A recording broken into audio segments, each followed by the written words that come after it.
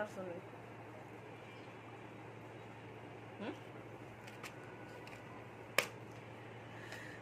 High বন্ধুরা, কেমন আছে আমার বন্ধুরা? ভালো আছে?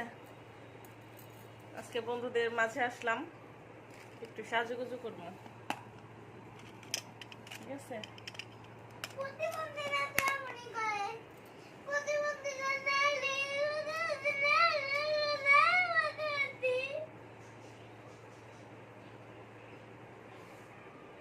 ঠিক আছে, জয়েন্টে চলো গ্রুপে।